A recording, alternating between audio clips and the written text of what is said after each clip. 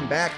Episode 46, Cutoffs and Coffee. Your host, James and CT, as always, from T3 Performance, here with our iced coffees and our cutoffs. We're here to give you another great episode of the show. Today, we have Coach Tim Griesser. Tim is the owner and coach at Country Strong in Western PA. Tim has been in the industry for over 20 years. And on this episode, we spend about an hour diving into his system, what has been successful for him as a coach, for his Olympic weightlifters, and his athletes. We hope you enjoyed as much as we enjoyed talking to him about it. And today's episode is brought to you by the Underdogg Fitness Store and Go Roller. So not only does this roller store all of your pre-workout inside the roller so people can't steal it from you, all right, it also has a really aggressive knurling, as you can see, right? This is not for the faint of heart. This roller is aggressive. It's going to get into the deep tissues of the muscles to keep you, all right, recovering and ready for the next training session. If you want to support the channel and support what we're doing, feel free to subscribe to us on YouTube, Apple, or Spotify, wherever it is you listen to your podcast. Follow us, check us out, Underdogg Fitness, where you can get your foam roller, and reach out to us on our personal social medias. Let us know what coaches you want to hear, what high performers you want to hear us have on the podcast. We'll do our best to get them. So enjoy episode 46, Cutoffs and Coffee. James, CT, and Coach Tim Griesser. What's going on, Coach? Welcome to the show, man. We're happy to have you on Cutoffs and Coffee today. How you feeling? Feeling great. Thanks for having me, guys. Absolutely, man. You got your cutoff. I know you got your coffee. I went with a little Dunkin' Donuts espresso this morning. So it's gonna be a good one. It's gonna be a good one, man. We're excited to have you on the show.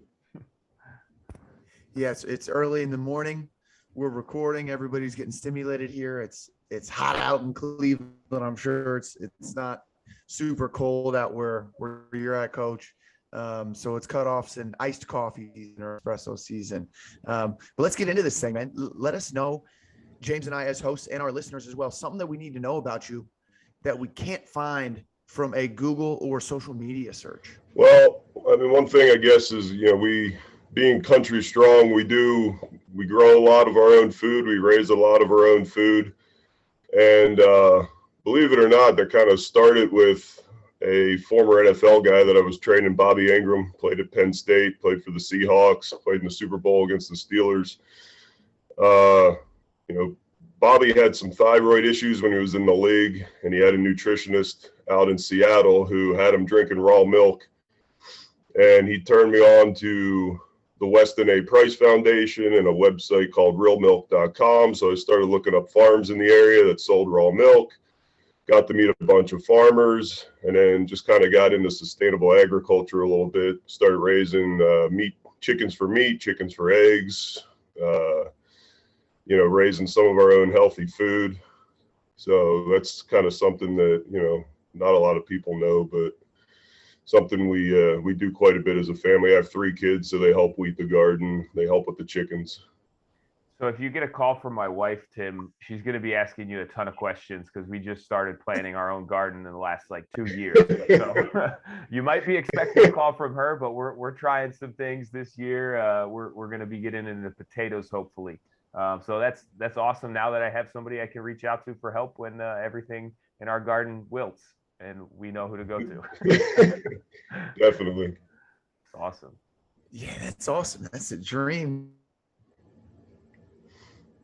Yeah, it's funny. When we host meets, lifters will be taking pictures next to the chicken coop. And yeah, man, I'll have to keep a lookout for the next meet. It looks like CT got frozen. So the good thing about Zoom is we can pause, and then I go back and edit everything. So I'll just clip this part out because I guess his internet's a little shoddy. But I'm actually going to be building a greenhouse this summer. In my backyard. Oh, cool. So yeah, that's something we want to do as well. We're starting the rain barrel's my next thing. Okay, is that for just to water the plants with, or is that? Yeah, and for the chicken. Yeah, chickens. I'm going to try to make the chicken coop self-sustainable, so that it fills their water automatically. Obviously, in the wintertime, it's going to freeze, so it doesn't help with that, but. I mean, in the summer, that would make things easy. Oh, yeah. Sure. Yeah. So Well, greenhouse this year, maybe chickens next year for me. Yeah, there you go.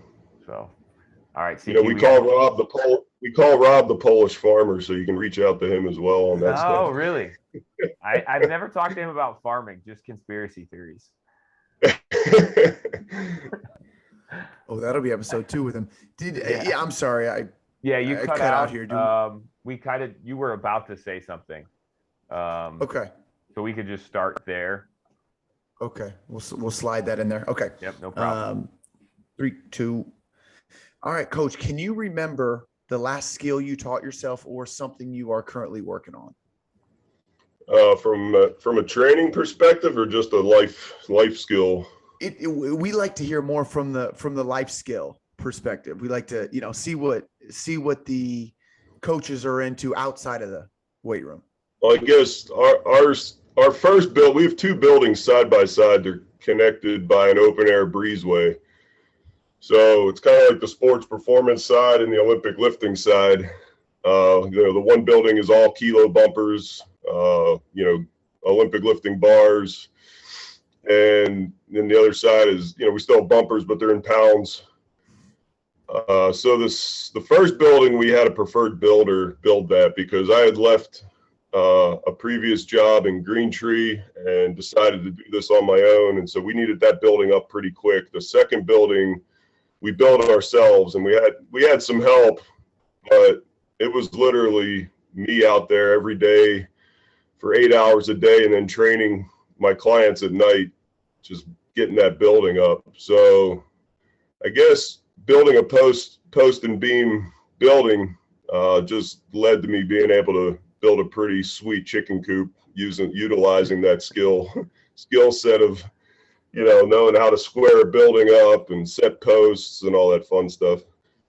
And that's incredible. This is definitely our first episode with a coach who's built his own gym from the ground up, man. That's why I knew this was going to be a good one. Man, I'm excited to get into this. So, you kind of already alluded to, right? You have a sports performance side of your gym, and you also have that weightlifting side. But take us back a little bit, when you were a Division I basketball player, and kind of take us through your journey leading you up to where you are now as the owner and head coach at Country Strong. Well, it started in high school with a dream to play Division I college basketball. I had some really good influences throughout my basketball career. Guys that were really supportive, and then just like any other athlete, you have guys that aren't so supportive. My AU coach was a very supportive guy. My parents have always been, chase your dreams and do what you love. And so I got an invited walk-on spot at the University of Iowa, and I left Philadelphia to go out to the middle of cornfields to play at Iowa. And I met Bill Maxwell, who's still the strength coach there. And Bill just had a profound impact on my life. I went out there thinking I wanted to be an athletic trainer, tape ankles, stretch athletes. Then I decided I didn't like that, so switched to criminal justice for a little bit, thinking I wanted to be a cop. My dad was a military policeman, so I thought, that might be something I'd be good at. And then meeting Bill and learning about strength and conditioning. Bill was at Kansas before he took the head job at Iowa, and he had exposure to Istvan Dvorak, who is famous for his complexes, his barbell complexes. And he had also had exposure to Coach Vermeil. And so taking a shot in the dark and heading out to Iowa City from Philadelphia led to me meeting Bill. And I believe we're all on a path, whether you believe God puts you on that path or not, I do, but I definitely believe that I'm on this path for a reason, because if I don't go to Iowa and I don't meet Bill, I don't discover strength and conditioning, and I don't end up, where I end up today. So I go from Iowa. I went to a JUCO for a year because our head coach, Tom Davis, was towards the end of his career, and he was going to be resigning. So you never know as a walk-on with a coaching change how it's going to go for you. So I went to a junior college for a year, and then Bill called and said, Al accepted you as an intern. Here's what you got to do. And I still have that handwritten letter. We didn't have a lot of email back then.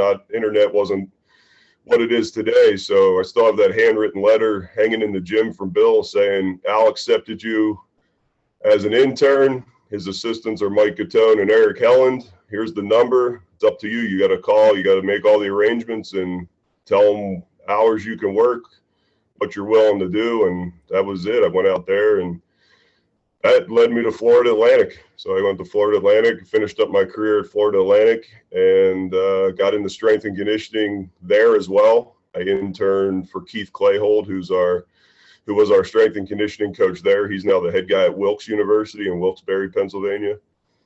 And then that led me to UPMC.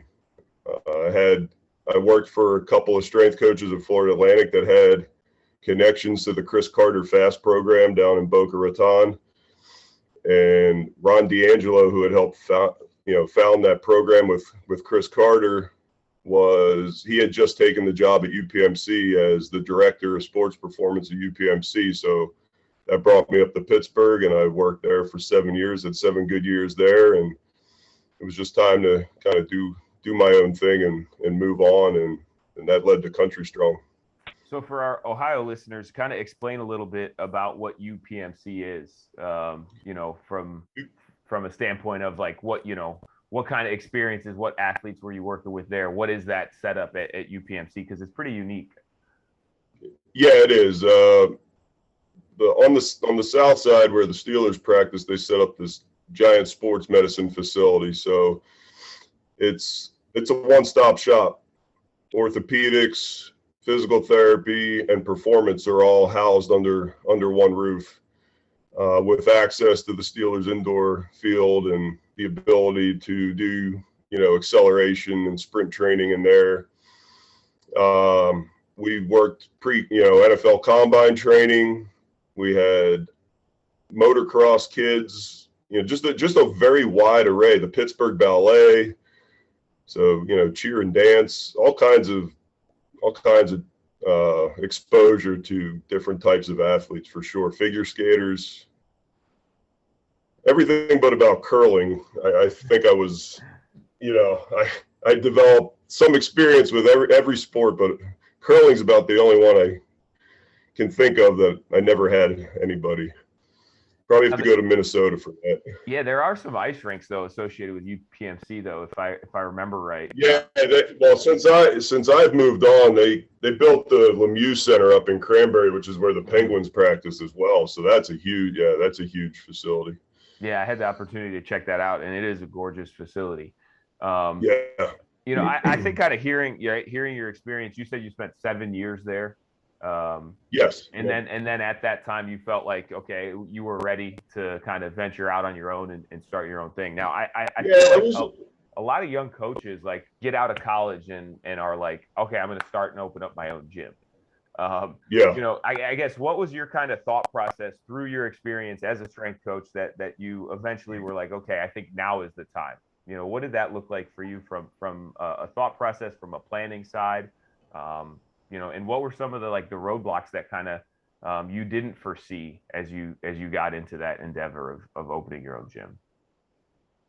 I had an intern at UPMC who was from Reading, and she found out I drank raw milk, and she's like, "Oh, so do I."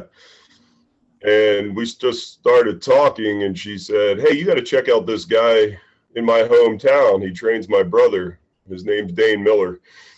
So I looked him up, and garage strength was kind of in its infancy at the time. I want to say it had to be 2011. So I called Rob. I said, "Hey, this guy in Reading has this pretty cool gym," and I reached out to him, and he said, "We can come down and check it out. Do you want to go?" And he said, "Yeah, absolutely." So we took a ride out there, and we were in a barn, and I'm pretty sure that the barn we were in at the time that Dane was in, he had the deed from King George of England for this barn. I mean, you walked in there and the floors were moving, and he had an engineer come in and look at them. They were safe, but you could feel the wood. When you drop the weights on a clean, you could feel the floor kind of shifting while you know, when you drop the barbell on it. It was pretty cool. So when I decided to strike out on my own, my father-in-law said, just build a pole building. And that visit to Garage Strength proved that I could be in this rural area, build a pole building, and people would come if I was good enough, and I did the right things. So that's kind of what led to that. The other thing was Coach Vermeil spent half of his budget bringing in other coaches. So the Bulls would give him a budget of X amount of dollars for equipment. He would take half of his equipment budget and fly people in from all over the world. I mean, you could be in that weight room and Charlie Francis would walk in, or Yuri Vardanyan, or any of a number of guys from around the world, Carmelo Bosco.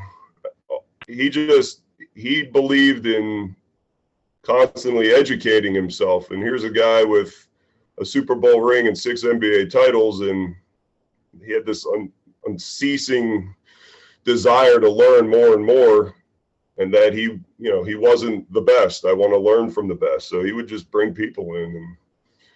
And so that aspect too was, I'm going to take my time with this. I want to learn from people. Like, I got to be in the private sector. I got to be in the college setting, learn as much as possible before you have a much greater chance of being successful as a young strength coach if you experience it first.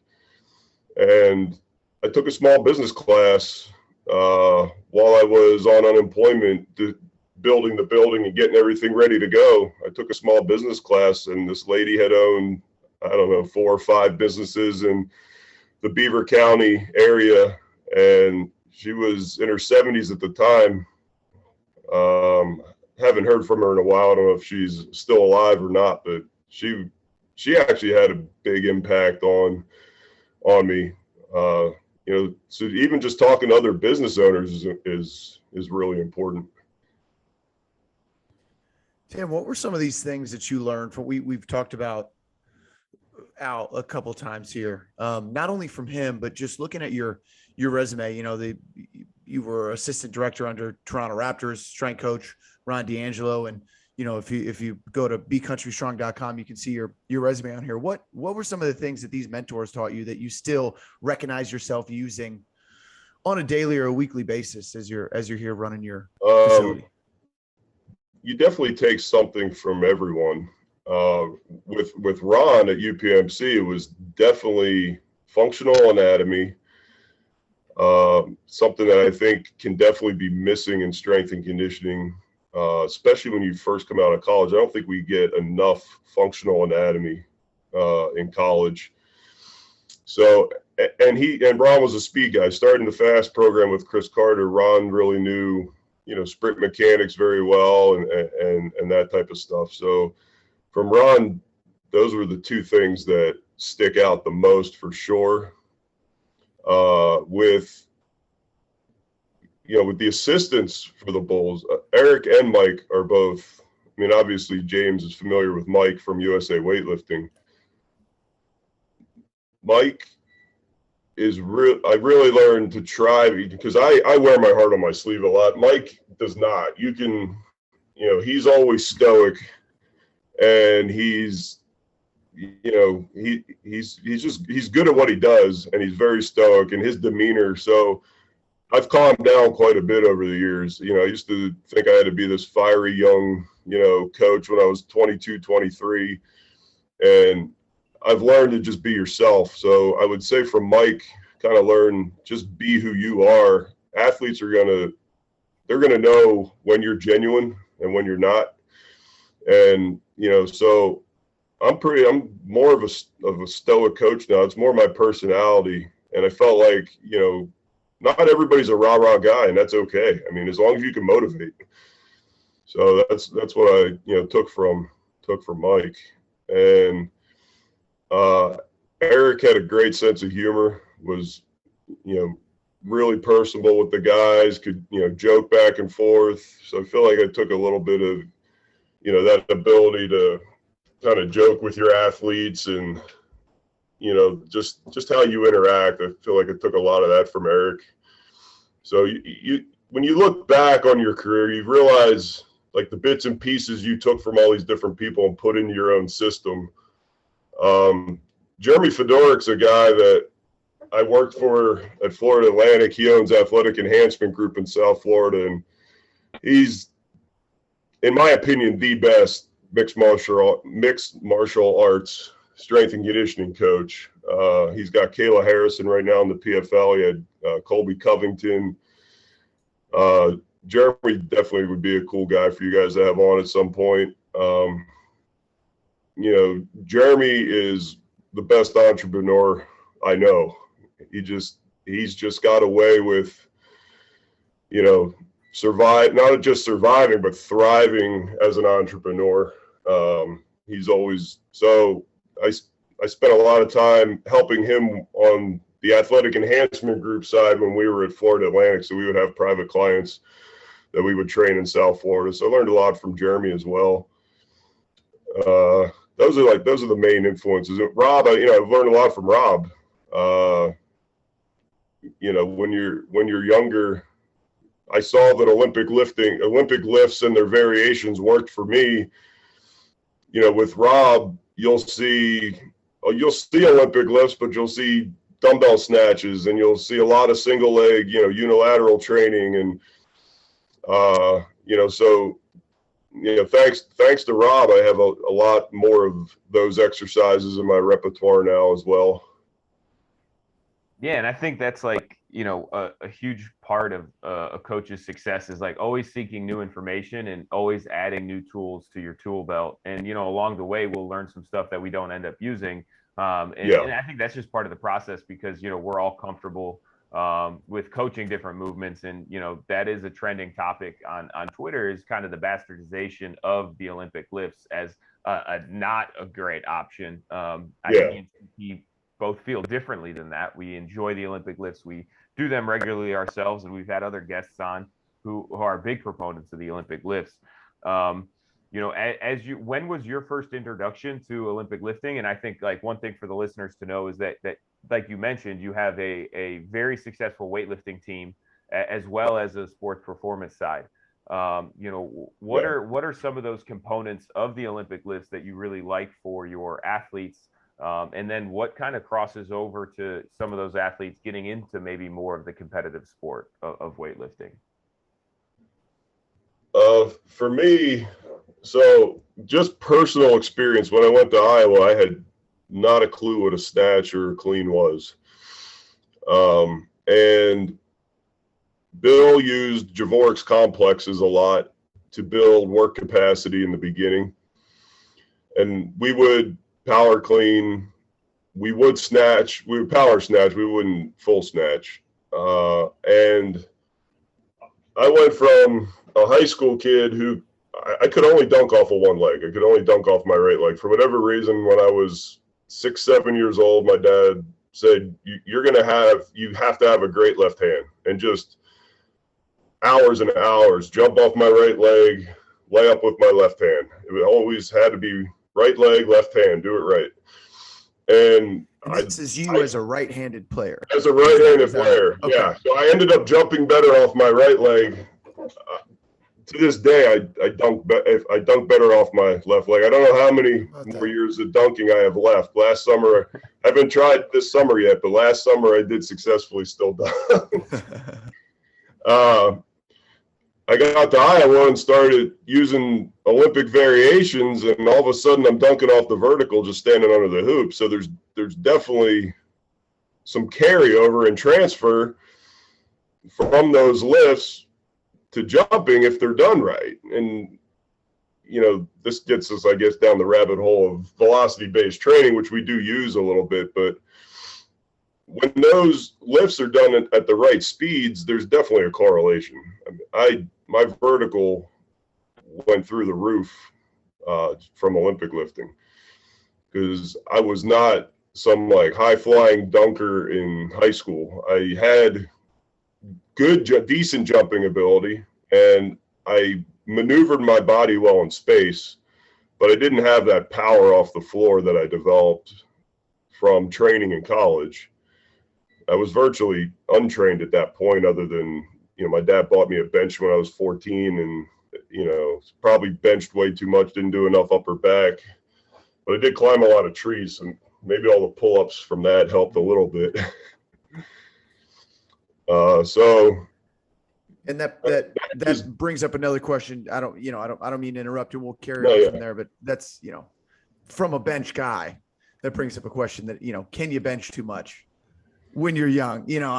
That's the only thing you see when you go to the beach. It's like, I might as well keep benching. But that's a thought neither here nor there. But I appreciate it. For me personally, I have found that my chest grows much better with dips. I don't know if it's because I'm tall or what, but should have spent all that dang time benching then. I know we used to go in the corner of the countertops and at those Jersey Shore houses, and we'd rep out as many dips as we could right before we go to the beach. Call that the party pump. Yep. Yeah. Oh yeah. So you're climbing trees. I'm sorry, I didn't mean to get you off to your. Oh yeah. So you're climbing trees. Well, so the Olympic. I saw the Olympic lifts work in my own athletic career, and then I was with Al when I was 20 years old. So I was pretty young when I was there as an intern, and so that wasn't that much later. But there were 4 interns. One was Paul Check's son. The other kid played basketball at Western Illinois, and then the third kid his name was Brandon Nazell, and he was at the Olympic Training Center for Olympic weightlifting. And he was a tiny guy. Forget what the weight classes were back then. It's funny because I had all those memorized, and it took forever to memorize the new weight classes. But I would say he was probably around 61 kilograms. And saw him squatting 200 kilos, and watching him box jump was just unbelievable. So, here's this little white kid from St. Joe, Missouri, and, his rate of force production was incredible. And, he was a weightlifter. Now, granted, is there genetics in there? Yes, but I've never seen a weightlifter on the platform after a great attempt jump and it not look impressive. There's definitely a very fast rate of force production there that, can help the vertical jump. And so for me, for volleyball, for basketball, even for football, that rate of force production is key. So if you know how to teach the lifts, I'm not advocating for people that don't know how to teach the lifts to teach the lifts. But if you look at all the numbers on weightlifting, it's one of the safest sports per 1,000 hours of competition. It could, because it's controlled. What's on the bar. If you teach kids how to bail properly, are there freak accidents? Yeah, there's freak accidents in any sport, but weightlifting is one of the safest sports when done properly. And can you create a lot of force with a medicine ball? Yeah, you can, if you're looking at speed, strength. But for strength, speed, I just don't see anything that rivals the Olympic lifts in that strength speed realm. Yeah, and from my personal experience, like I've always felt the bounciest when I knew that like my power clean was like close to where it should be. So if I'm doing jumps, or if I'm doing anything like where I'm expressing athleticism, and in that same week, like I'm hitting heavy power cleans, and it feels like it's moving fast. Like those are also the weeks that when we're playing pickup basketball, like I'm almost getting up to that backboard. I'm not the tallest guy in the court, but I still can touch that little rubber piece when I'm feeling bouncy. Maybe one day I'll get back up to the rim, but I don't know. But no, definitely. I think that like at T3 Performance, we have a barbell team as well. We're proponents on just like you said, is like it can be very useful if we're doing it the right way. And Yeah. then, over the years, we developed the barbell team. Talk a little bit about Country Strong Barbell, because that's how we originally met. Was maybe it was sharing a platform in the back room, and I just was a young coach at the time, and you were super friendly. And we had a couple great conversations, and your lifters were very precise with their movements. When you go into these weightlifting competitions, whether it's a local or even some of the lower level national meets, like you could call it the Arnold, you're not always Yeah. going to see really efficient movers that are competing on the platform. But that's one thing that I noticed about every single lifter that you had was very Yeah. efficient and very technically sound.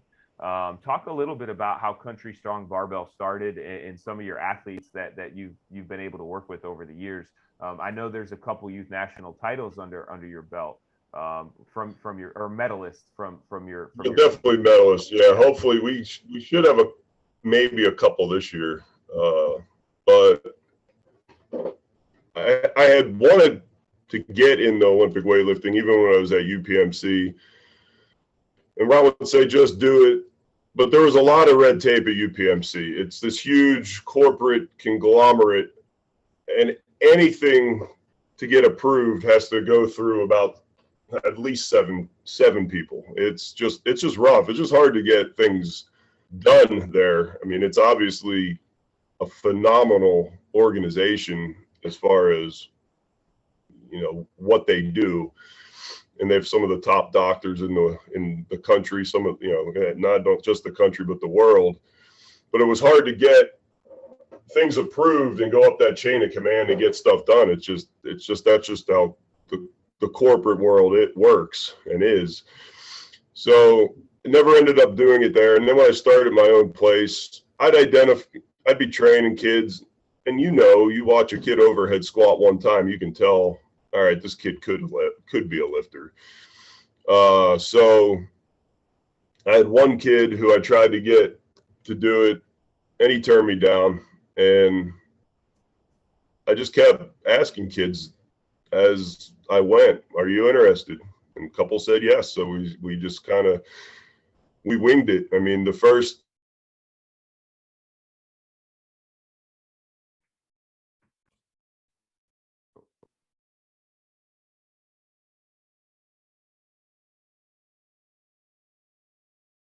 We lost. Hold on just a second. Tim. We lost some audio there. Tim, can you still hear us? Oh, there we go. There he is. All right. We lost audio right about the time you said we just winged it. Oh, okay. So I took this kid, Louis Charlier, to his first meet, and I had never coached weightlifting before. Obviously, I went online, read the rules, tried to learn as much as I could, and I opened him about 10 kilos less than his best snatch, and he bombed out on snatch because I didn't take into consideration the nerves. If I could redo that, I would have, thrown 65 kilos on the bar and just said, hit your opener. And then he went out and clean and jerk, and it was either 110 or 112.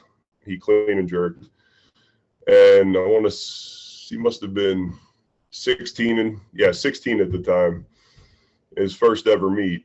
And he eventually clean and jerked 150, and he got his last meet, because he's now a linesman for Duquesne Light. He keeps our power on.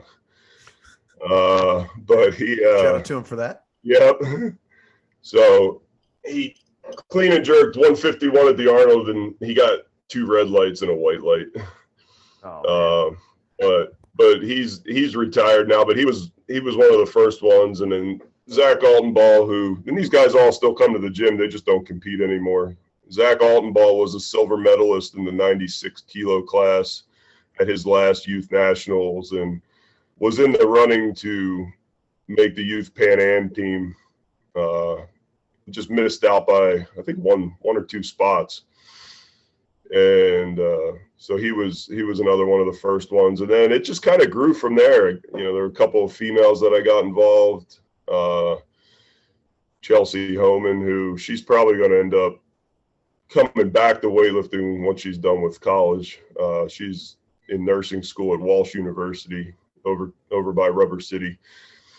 So I think she'll come back to weightlifting eventually, but she was another one that that I got started. And then I had a girl that came to us wanting to CrossFit, and then realized once she saw how much was involved in CrossFit, she said, I really don't like running that much. I was like, well, then you're not going to like CrossFit.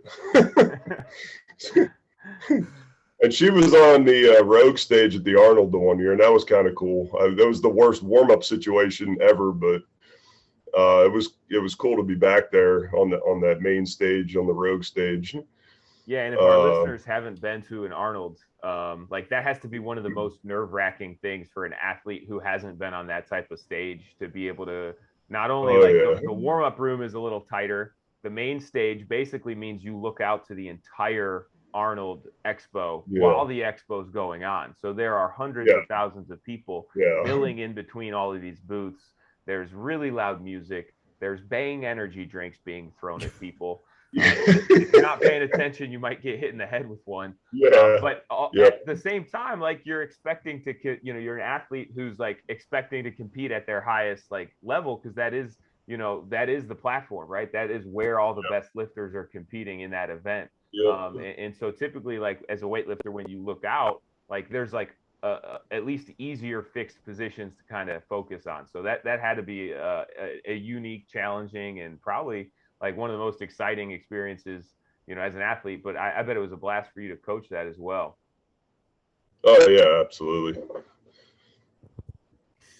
Couple thoughts here on the barbell club, and this comes from a position where, in the kind of the role I'm in, I work with college athletes for 6 to 8 months, and then I come back to the facility and I see the kids for a couple months, then go back to the college and come back. So when I see our Olympic weightlifters, I see them where they start, right? Where they have a 15-kilo bar and they're reverse curling it, and they can't move themselves around the bar at all.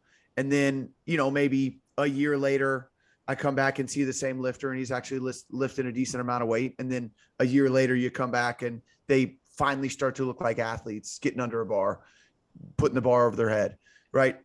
So that's one side. The other side is I'm working with the college athlete who can already clean very well, right? And just kind of cleaning up technique. What I'm interested in, Tim, is what is the process and what does it look like from when you get a kid who you come up and you say, hey, are you interested in Olympic weightlifting? They say, I have no idea what Olympic weightlifting is, to the point where you get them on the platform where they can actually move pretty well around a barbell and are confident catching heavy cleans and heavy snatches.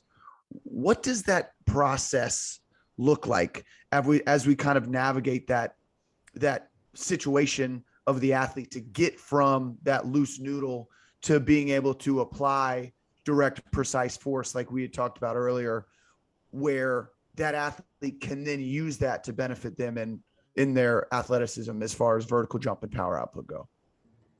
And does that question make sense, by the way? Yeah, I mean, it's for us, it starts with recruiting, both from me, but also our team. We have a bunch of good kids, and they're welcoming, they're accepting, and they're some of them are really good recruiters. Okay. So the first part is kind of getting the kid to say, hey, this is something that could benefit me in my sport. Then the next hurdle is always, now I got to convince the parents that, look, this sport is safe. It will improve their athletic performance. Mm-hmm. Yes, we still need to sprint. Obviously, if you're playing a running sport, we still have to do, flying 10s, flying 20s. We got to do starts. We still have to do those things. We still have to run cone drills. And I always, with my weightlifters, have an athletic day anyway, because I want them to remain athletic. So that's the next step would be, okay, I got to convince this parent that it's safe, it's effective. And, so once we get over that hurdle, then it's just identifying, tight and weak muscles, and, what do we need to work on to get this kid to be able to do these lifts the right way.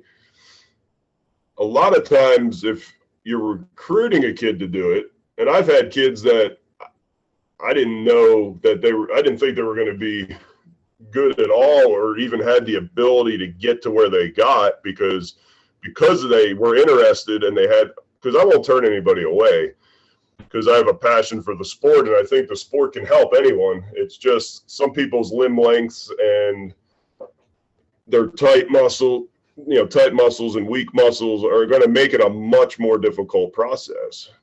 So that next step is just, I always start with overhead squat because I believe it's a diagnostic tool as well. So I hand them a 15-pound bar and they're struggling to lock their elbows out and they're struggling to hit depth in the squat, then, we'll put you on a path where we got to get that right first. And then, we'll move into, the lifts. So I always usually teach overhead squat first and like high hang muscle snatch are usually the first two things I'll teach as far as the snatch goes. And then front squat. We'll do a lot of front squats in the beginning. I need efficient front squatting movement for you to clean properly. And then I put them in a split and let's press from split a bunch. I want to make those positions stable and strong, and then we can work from there. And the other thing is, especially young kids they're like very plastic. I mean, they're like Gumby. So you got to let them fail a little bit too.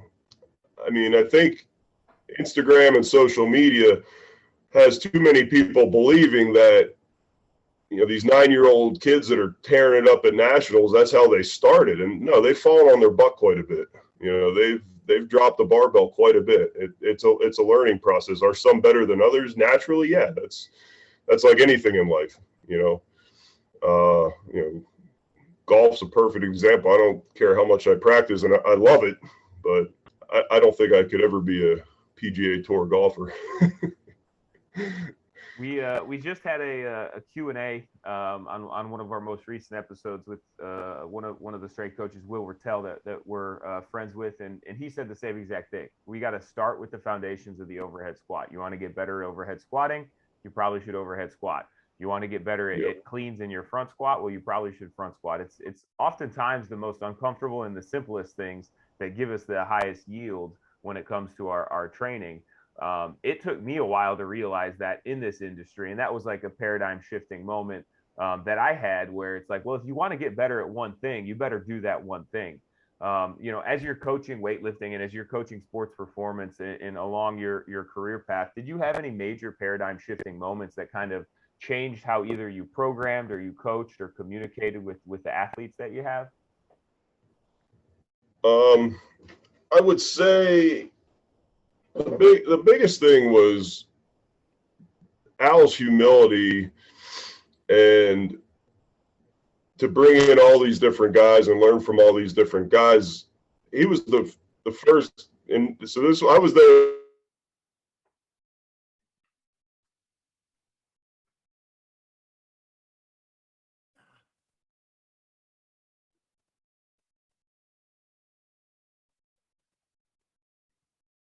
I think we lost the Wi-Fi again. Overhead squatting as a we lost the Wi-Fi again for a second. Okay. So you just we're talking about Al Vermeil. You were there, and you said when I was there. When I was there. Oh yeah. Okay. So I was there in 1999 with Al Vermeil. So he already was doing this extremely in-depth functional movement assessment on everybody that came through the door, and I was there in the summertime, which was cool. It would. A lot of people would think it would be better to be there during the season because you get to see, the Bulls play and all this different stuff. But they had the number 1 pick in the draft. They had, I want to say it was like the 14th pick in the draft. And then they had 2 second-round picks. So every single guy in the draft that year came through the door, and I got to see this assessment process done on all of them. And Al's knowledge base, he could change on the fly and really. So for instance, if a guy was too tall to pull from the floor, we pulled from blocks, or we pulled from block mid-thigh. And we did that because of limitations in range of motion. So I might have clean pull from the floor on the workout for this cycle. And I have a kid who, if he's pulling from the floor, his back's a little rounded, I'll put him up on blocks so he can maintain a flat back, and we can still work. And in the meantime, we're going to work on that flexibility. So just being with Al, that ability to adjust on the fly, identify what the problem is, and let's work around it, I think was the biggest paradigm shift for me as far as, and I know that happened pretty early on in my career. I mean, there's some smaller ones, but it was just, the humility of a guy that has all those championships to just want to keep learning and bringing people in. It just had a huge impact on me, and I probably spend way too much money on books and different courses and things, but I want to always be a sponge and continue to learn. Yeah, and I mean, that goes back to what you said about the tool belt, right? Like, if we don't keep expanding our tool belt, we don't have as many things that we can revert back to when we need to make some changes on the fly. And I think that's like a cool part of being at T3 is I'm around so many different coaches that bring their own little twists to the table that I can pick and choose from. And you've had incredible experiences with strength coaches in your time from your internships and from those books that you mentioned. Are there any of the books that like you would like recommend? Let's say if you brought a coach on, like, hey, you got to read this book, this was super profound. What were some of those like books that really stood out over the years? Well, from a weightlifting standpoint, Tommy Kono's books are phenomenal, and they're kind of old school, but it's nice. Championship weightlifting. What else we got here? Okay, he's got him right there. That's nice. Good Question. I had a lifter who was dealing with some bulging discs, and this Gift of Injury book was Stuart McGill was huge. Nice. Yeah, I've won, and Stuart McGill teams up with former like world's strongest man. Yeah, Brian Carroll. Yeah. That's such a cool story about that book. Yeah. Becoming a Supple Leopard was actually a huge influence on me. That was another like paradigm shifting one. That was one of the ways I was going to go with that paradigm shifting question. But Becoming a Supple Leopard, I used so many stretches and rolling out techniques from that book. That was Kelly Starrett did a great job with that book, and it was that was a game changer on the mobility side of things. Yeah, that book used to, at the old gym, the garage T3, where we had to open up the garage doors to walk into the shipping container warehouse. That was always on the training table. So anytime I had like, a gap in between sessions, I would always just filter through that. Definitely one of those foundational books that a coach can get a lot from. I always like to ask, other weightlifting coaches that have been around. There's the training side of things, right, from a weightlifter, and then there's like the mindset and the grittiness of lifters that take the platform. And we just were at a competition together, and the athlete that you had, like, you could tell he was a gamer. What are things that you've done or seen over the years, like, that help bring out that like gamer in your lifters or in your athletes? Because like I've also seen it go the other way, where we have really successful training makes in training, like lifts in training, but like the same athlete doesn't perform as well in competition. What's that look like from your perspective, that mindset of the gamer? Well, Alec, the one you're referring to, was the wrestler, was involved in JROTC, so a lot of teamwork stuff. Beavers, it's called the Raiders team, so it's their competitive JROTC team. They had won so many championships in a row. Like, their team just they won and went to nationals in New Jersey every year. He was a part of that program, and literally it's either it might be Thanksgiving weekend, maybe a little bit later in December, but they have to go on this crazy run where they have to jump in the creek, and it's 20 degrees outside, 6 a.m., and they're soaking wet, and they got to continue this run. That's at the beginning of the run. So I'm sure his wrestling background and that JROTC background probably helped develop quite a bit of that. But I did hear a Russian coach, I can't remember the guy's name, who had defected here. I think he was down in Cincinnati, but he had said, I was watching a podcast with him, and he had said, I want to see fight. So when a kid's at to hold this weight, and that's how I know I have somebody that's competitive. I would maybe argue a little bit with that. Don't hurt yourself doing that, but I do want to see that fight as well. You don't want to see somebody just give up on the weight right away.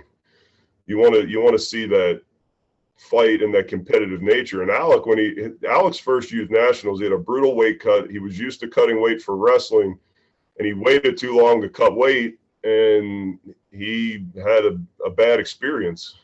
And he's just fought back and done great ever since. So he definitely has that fight. We have a lot of kids that have that fight. Tessa, who's a dancer, you don't always expect to have that fight out of somebody that's, doing ballet and tap and jazz, but she always does well on the competition platform. She's another one that's a gamer.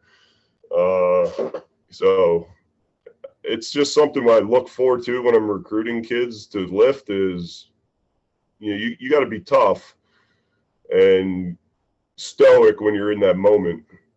And you got to be able to put that last missed lift behind you right away and just move on. Is there something that we can do as coaches to help that, or are they just born with it? Is that an innate skill? It definitely has developed over time. I think some too. The way a coach reacts to a miss can greatly affect the way an athlete reacts to a miss.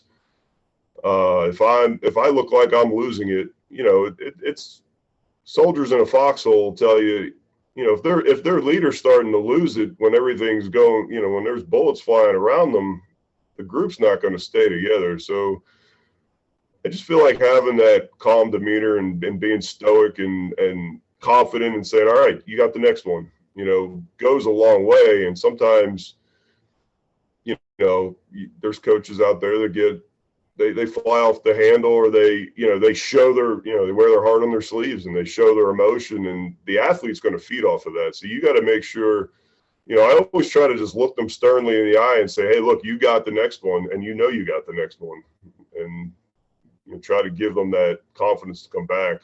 But yeah, so I think if you're doing your job over time, you should be developing that mentality of, we want to be best when the lights are on. And I tell them that in training.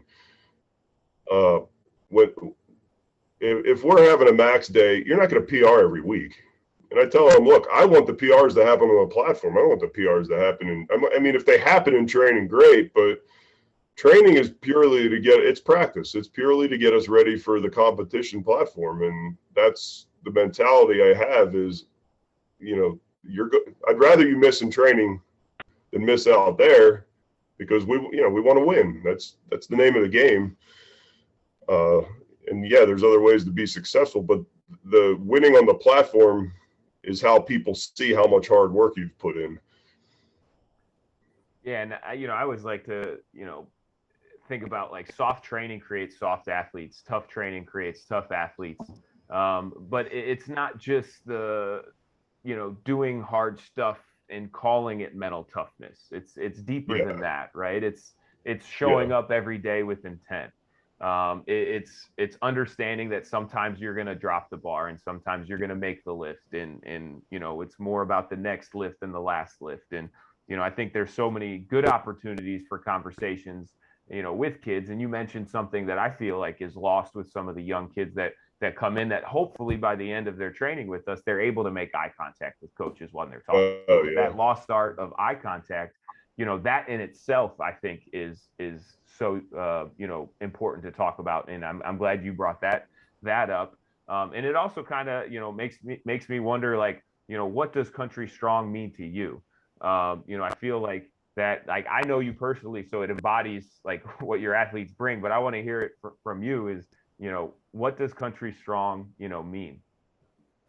For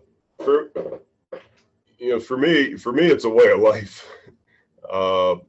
You guys haven't been out here yet, but I walk 30 feet down the sidewalk to work, and I just wanted to build a community that in good times and bad, we're going to, support one another. We're going to work hard. We're going to defend this house, so to speak. I've always wanted to, because taking the path I took, I wasn't a 5-star athlete. I wasn't a 4-star athlete, so I had to work really hard.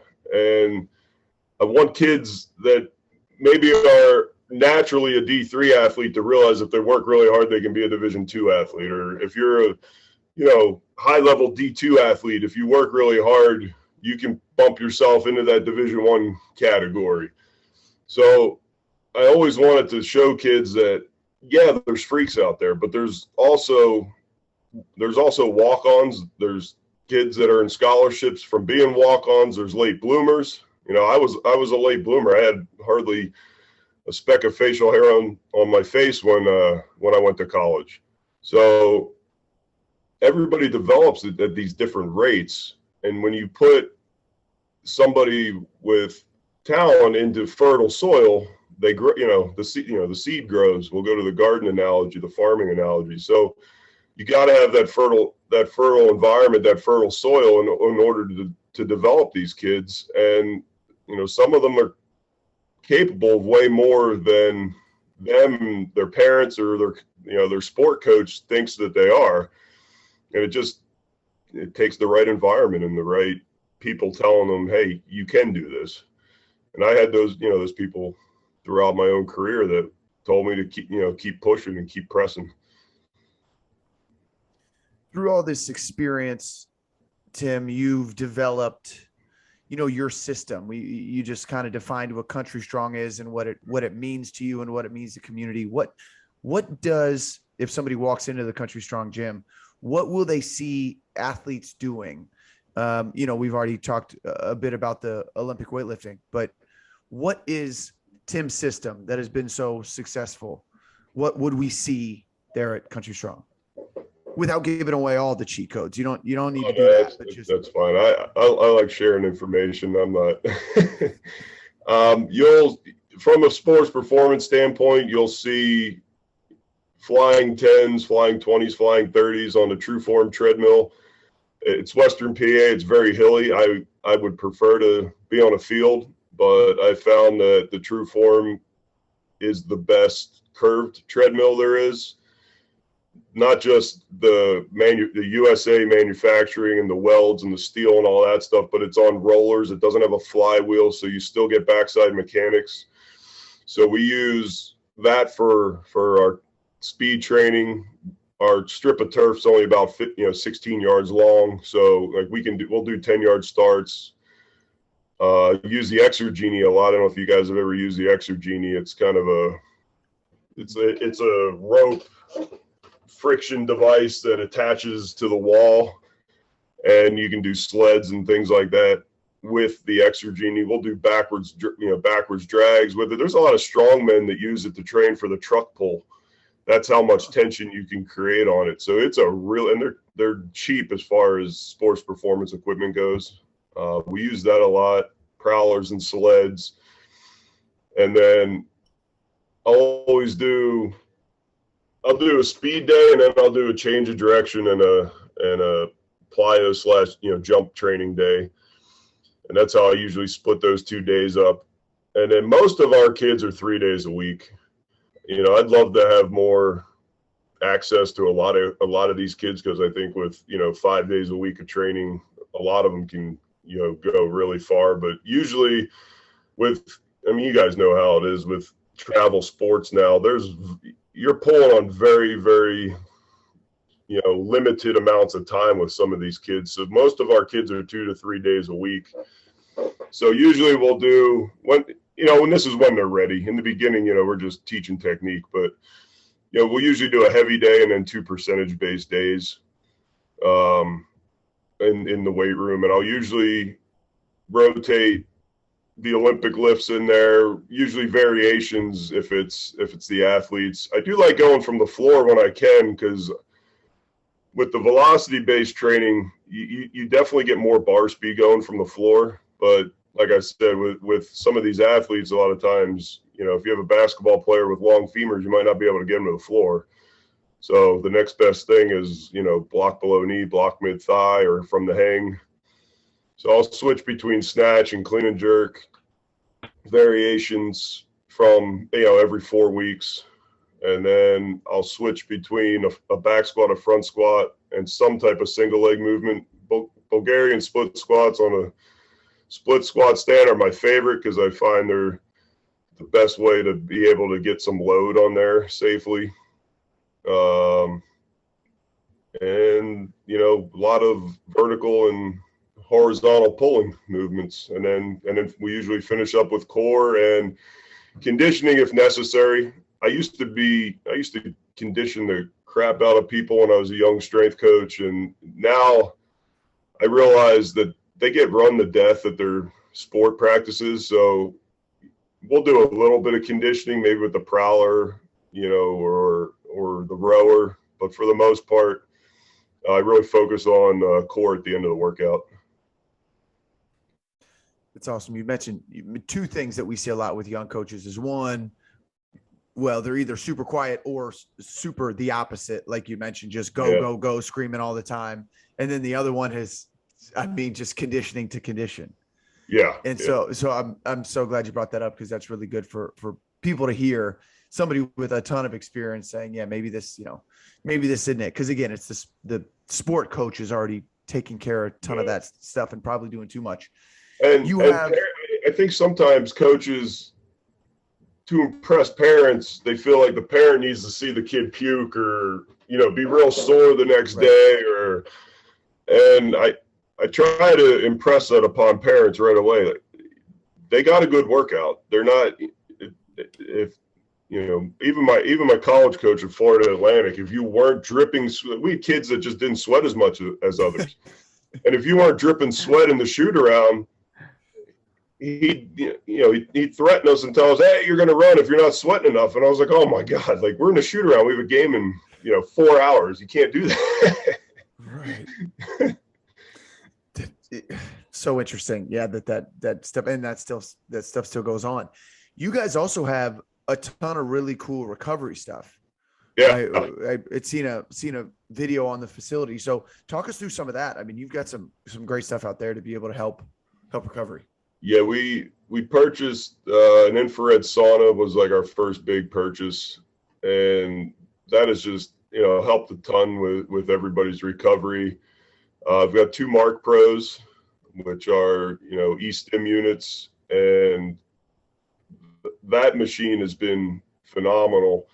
I've even had a couple parents or a couple clients buy themselves a Mark Pro because they saw how much it helped. And I had a kid who got checked into the boards in hockey. He'll be at youth nationals. He's a 67 kilo, 16, 17-year-old kid. And he needed a shoulder labrum repaired. And I told the dad, I was like, look, get that Mark Pro in there as quick as possible. And he went to physical therapy, and the therapist told the dad, he's 3 weeks ahead of every other person we've seen, with this surgery. And, the dad said, well, his weightlifting coach told us to put this Mark Pro on there and just let it pump and get blood flow in there. And I mean, it really helped him. And Lexi, one of our real good lifters, just had her shoulder repaired unfortunately, it's not even a cool story. She fell down the stairs and reached back to try to break her fall. And she lifted through it for a while. And then she just graduated from nursing school. So she just had hers repaired. So same thing. We just have her putting the Mark Pro on and getting blood flow in there. And hopefully she'll be ready to go for the AO final. Because she worked really hard to qualify for that before she finally got this thing repaired. So we have 2 Mark Pros and the Rapid Reboot, the compression. We also use that quite a bit. And then, we let non-members come in and pay to use that stuff if somebody's got something going on and they want to come in, and we have a member rate and a non-member rate, and then our all-inclusive package that's included. So a lot of our weightlifters are on an unlimited package where they're training 5 or 6, sometimes more times per week, and that's included in the pricing for that. You guys also do along with that, and I saw the again, this was the same video I saw. You do like a strongman Saturday. You said you carry some yokes and do some strongman stuff. First of all, tell us about that, because that sounds awesome. And then 2, is there any place for that with the athletic performance training, or do you just strictly keep that to people who want to pick heavy stuff up and put it down? I personally think the yoke is one of the best core workouts you can do. I would assume both of you guys have picked one of those things up before, but it definitely makes your core respond in ways that other things just can't. So we do, with my more advanced kids, I definitely throw the yoke in there at the end, just as a core exercise, just as a way to carry. Especially if you keep your hands up on the bar instead of holding the sides, that thing will swing around and you really have to brace and stop it from moving around. So I would say the yoke, there's definitely a place. It's also, I would definitely say throwing implements over a high bar, would be definitely applicable to sport. I would probably, just for safety reasons, I would probably stay away from Atlas stones and that type of stuff with younger athletes. Just because there's a little bit of a round back component to that. But, we do that. There's a lot of grip strength in that class. We do a lot of weighted carries with fat grips and axle, clean and press stuff. And, it's a lot of fun. But it's so great. I mean, there are so many things that link grip strength to performance, to longevity. I mean, tons of studies are out there. You gotta have your athletes hanging and carrying stuff and doing all those type of things to develop the grip strength. And again, it's applicable to sport.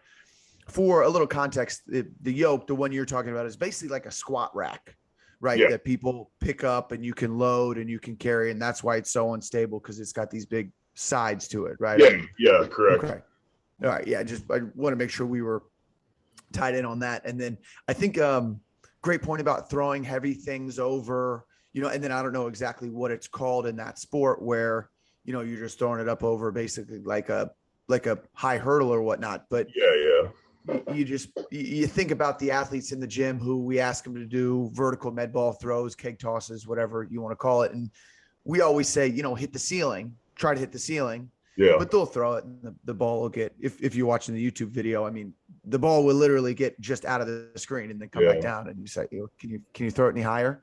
Yeah. And then they throw it, I mean, maybe an inch or two higher than that, but you put a hurdle up there, or you put something that they actually can reach to throw for, then all of a sudden there's a task that they have to complete. And as athletes and as competitors, that's something that they try to do. So that's a great way to drive intent.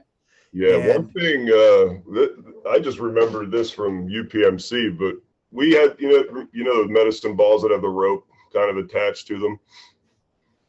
So it's like a med ball, has a rope, comes out. We used to take those at UPMC, hold them with 2 hands, and spin like a hammer throw. And from the goal line, we would just throw it down the football field as far as we could and see who could get the furthest. And we would do that with the athletes every once in a while, and that was you want to see intent.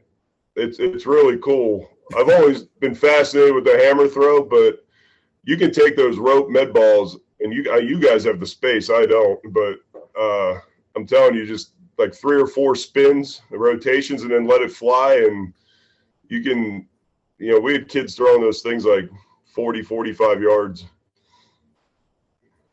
Oh yeah, that would be so cool to watch. And you see him compete, and you see him go back and forth a little bit. We had a guest a while ago, Tim Riley, who said, and this quote has kind of stuck with me. He said, "Add a little competition into your training and see what happens." Yeah. Right. And it makes sense. I mean, that's what sport is competition. But now every day out there in the facility, James and I are trying to get athletes in competitive environments.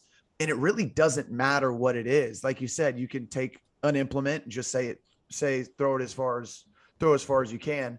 And the athletes themselves will get competitive, and you'll get max intent out of it. And it's so interesting to be able to do that. And it can be here, grab this volleyball, so you can kick the volleyball the farther. I mean, anything. Yeah. And that's, we haven't done that just off the top of the head. And things like that are what drive training. And it's so cool to be able to see athletes. So I think if that's something that you are not doing, not you, obviously, as in Tim, but you as in the listener, not doing in your training or not doing with your athletes, it's definitely something that should be added in. I mean, today, sorry to interrupt you, but no. Velocity-based training, that's why I really like the velocity-based training, because you have intent on every rep. Because if we say, hey, we want every squat to be at 0.64 meters per second, and that first rep's at 0.6, that athlete's like, oh crap, I got to move faster. Let's get this done, and they move with much more intent. I read just free on Amazon a while ago, like on Kindle. There were these books by James Napier. I believe he was an Olympic lift guy out of Texas, and he did everything with a stopwatch. But it was velocity based training, basically, with a stopwatch. So he realized that all the best weightlifters in the world, when they would squat in the training hall, whether it was front squat or back squat, they would stand up in a second or faster. So 1 second seemed to be this magic number. So and he would also look at the competitive lift. So he'd watch them do a clean or a snatch, and he would hit the stopwatch time from catching in the hole to standing up, and it was all the best lifters seemed to be 1 second. So I took that a step further, and we use the push bands as just because of it's an easy to use device. And the technology has gotten better and better since we first started using them. I still don't think it's where the LPT units are, like a GymAware or a Tendo, and it's definitely not there on the Olympic lifts for peak velocity. I have actually been messing around with the Flex Stronger that Travis Mash uses for Olympic lifts, and it seems to be much more reliable on peak velocities. But average velocities, the push band and the Flex Stronger seem to be, very close to one another. I had Alec train one day with both of them on them to see. And so back when I was reading these books by Napier, I started timing all my all my Olympic lifter squats from the hole to the top, and then looking at the corresponding velocity on the push band, and everybody was like between 0.6 and 0.64. So when we're peaking for a meet, we'll keep the squats at 0.64. So I'll just say work up to your heaviest rep at 0.64, and then let's bang out a couple of doubles or whatever, and keep the bar above 0.64. And that's seemed to really work well for peaking the Olympic lifters. Yeah, I think that provides a couple of things. I think like one of those things is like the intent behind the lift now changes from thinking about the weight to thinking about the task, like CT was mentioning earlier. Yeah. But it also helps, like, as you're getting closer to a competition, like the regulation of the nervous system, so that we're not hitting a weight that maybe would kind of take us off where we're supposed to be on that path to the competition. And it also, kind of goes back to, like, let's say a kid's just having a bad day, right? And they expect to hit a certain number. Now they don't really have to expect to perform in training. they have to accomplish that task. CT, you were about to say something? Yeah. I don't know exactly what it was. I did want to kind of like bring this all together here as we wrap up. Repeat just for my notes. You said 0.64. That was the time for you like to see the squats or the entire movement. Yeah, the squats and peaking the squats. Well, peaking the Olympic lifts, and then so I'll do. It's not really Bulgarian training because Bulgarian training was insane, but we'll usually for the 3 weeks out from a meet, I'll usually do 2 weeks where it's a little more Bulgarian-like, where every day they'll max something as far as the Olympic lifts go. So it'll be like a power clean and jerk one day, a no feet snatch, maybe the next day, and then we'll always. We'll test the snatch and the clean and jerk at the end of the week, because most of the time the meets are at the end of the week. So I like to just test them at the end of the week for that reason. And you want the squats and the pulls to benefit and transfer to the Olympic lift. So as we get closer to these big meets where we want to peak, we'll usually keep those squats in that 0.64 range, because that's the speed you want them standing up, out of the snatch and the clean and jerk with. And as long as they can hit that 0.64 number, I let them go up. And then I just usually I'll prescribe a volume that I know is going to, keep their strength, but it's not taking away from the main lifts. Awesome. And it seemed to have worked really well. Yeah. We'll keep that in mind. Thank you. All right. Well, here to wrap ourselves up, what do you think, Coach, that we are missing as a whole in the strength and conditioning industry? Well, two things came to mind. One is the disconnect between modern medicine and strength and conditioning. I think some of the younger orthopedic surgeons understand now that there's a need for what we do. But I can give you 2 recent examples. One, my own kids had our physician left for another job, so another physician in the practice took over, and my wife took them to the doctor the other day, and he's asking them what sports they do, and all 3 of them say weightlifting. And he says, remember, high reps, very, very low weight, and, brought up growth plates. And my wife goes, yeah, we got it. We have it under control.